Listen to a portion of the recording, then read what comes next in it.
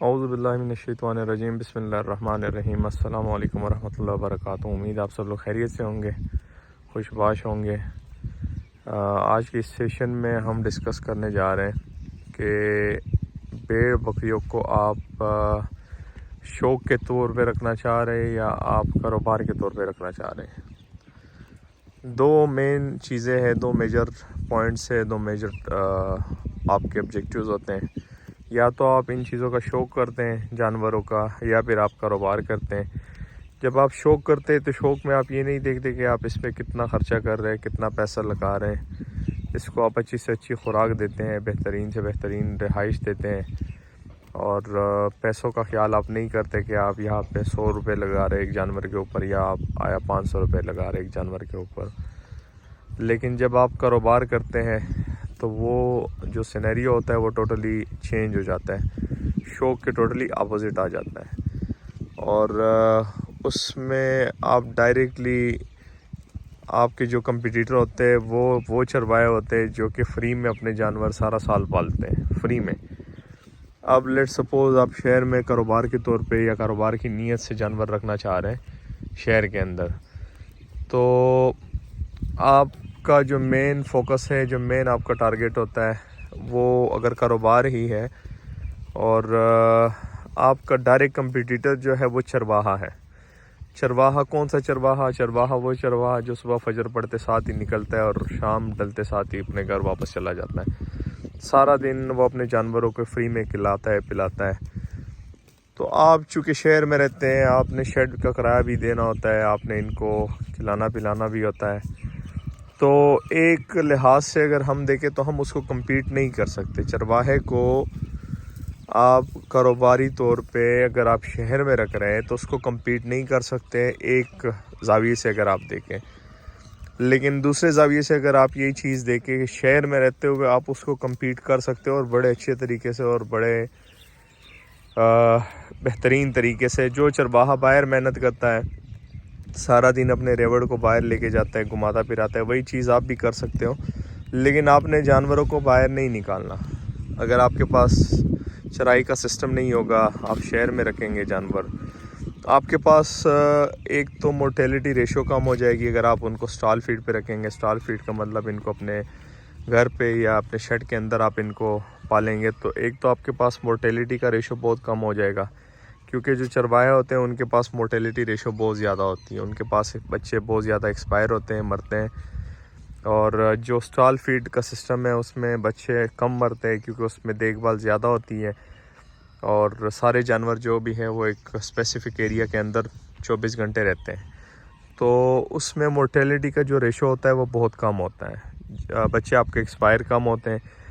ایک تو اس چیز پہ آپ چروائے سے آگے جا سکتے ہیں کہ آپ کے پاس مورٹیلیٹی ریشو کم ہو اور آپ مورٹیلیٹی کو روک سکیں۔ بچے جو بچے آپ کے پاس پیدا ہو رہے ہیں اس کو آپ سیکیور کریں، ان بچوں کو آپ اچھے طریقے سے پالیں، انہی سے آپ کو بینیفٹ ملتا ہے، اور وہی جا کے بڑے ہو کے آپ کو کچھ نہ کچھ ریٹرن دیتے ہیں شہر کے اندر۔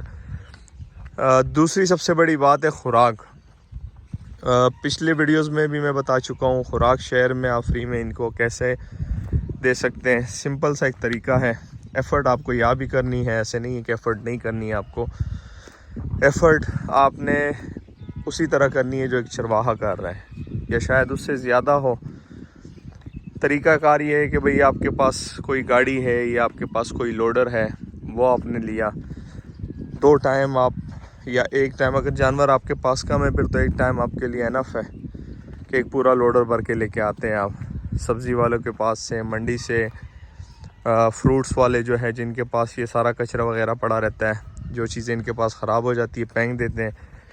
اسپیشلی جوسز پوائنٹس جتنے بھی ہے جو جوس وغیرہ سیل کرتے ہیں، تو ان لوگوں سے آپ کو بہترین قسم کا کھانا پینا ان کے لیے فری آف کاسٹ ملتا ہے، اور اس میں ہائی انرجی ہوتی ہے، ہائی پروٹین ہوتی ہے، ہائی فائبر ہوتی ہے، کیونکہ ڈفرینٹ قسم کے اس میں کیلشیم، منرلز، سارا کچھ ان چیزوں میں ہوتا ہے، تو اس سے آپ کے جانور بہت اچھے سے پلتے ہیں۔ لیکن یہ ڈیپینڈ کرتا ہے، ڈیوٹی مانگتا ہے، آپ فرسٹ ٹائم یا سیکنڈ ٹائم آپ نے ڈیوٹی دینی ہوتی ہے پراپر، اور وہ چیزیں اکٹھی کر کے اپنے ہاتھ گندے کر کے اور اس میں پھر شرمانا ورمانا کوئی نہیں ہے کہ آپ بھائی شرما رہے ہو کہ میں چیزیں کیسے کلیکٹ کروں گا ان کے لیے اور لوگ میرے اوپر ہنسیں گے. اگر آپ یہ چیز ذہن میں رکھیں گے تو پھر آپ کما نہیں سکیں گے، کیونکہ آپ کا بھیڑ بکریوں کا جو کاروبار ہے اس میں آپ کا ڈائریکٹ کمپٹیٹر ہوتا ہے وہ چرواہا جو فری آف کاسٹ پورا سال اپنے جانوروں کو پالتے ہیں.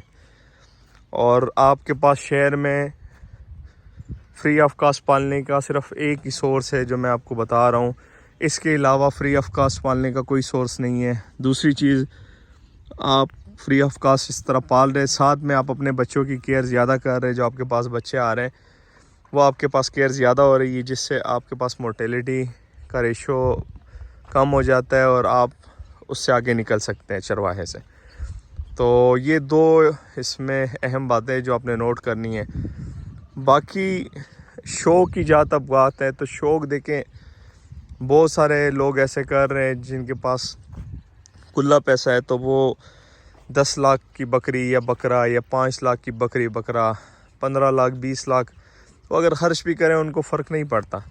اب ایک بندہ اگر 5 لاکھ کی یا 10 لاکھ کی بکری لے گا یا بکرا لے گا تو ظاہری بات ہے اس نے 500 روپے اگر ایک جانور کے اوپر خرچہ آئے گا بھی تو اس کو کوئی فرق نہیں پڑے گا.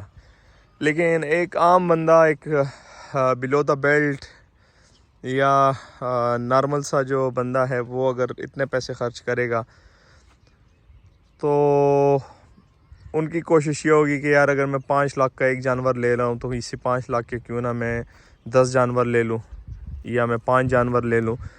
اب وہ جب 5 جانور یا 10 جانور لے گا اس چیز کے لیے وہ پہلے سوچے گا، اس کے بعد جب یہ کرے گا تو اس کے بعد اس کے کھانے پینے کے حوالے سے وہ سوچے گا کہ یار اس کو میں کھلاؤں گا پلاؤں گا کہاں سے. تو وہ شوق اس طریقے سے نہ ہوا. کچھ لوگ ایسے بھی شوق کرتے ہیں کہ جو 10-20 ہزار میں جانور لے آتے پالتے، بس ایک شوق ہوتا ہے اس کو تھوڑا بہت نارمل کھلاتے، 50-100 روپے ایک ہی جانور رکھا ہوتا ہے شوق کی خاطر. یہ بھی شوق کا ایک قسم ہے. وہ اس بندے کی جیب اس کو اتنی اجازت نہیں دیتی کہ بھئی آپ لاکھوں میں جانور اٹھائے یا آپ ان کے اوپر مہینے کا ہزاروں روپے خرچہ کرے یا بڑا خرچہ کرے.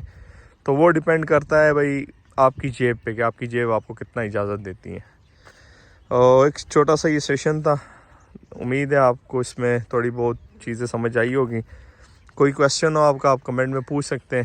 باقی ویڈیو ختم کرتے ہیں. دعاؤں میں یاد رکھیے گا، اپنا ڈھیر سارا خیال رکھیے گا. 5 وقت کی نماز ادا کیجیے گا. اللہ حافظ.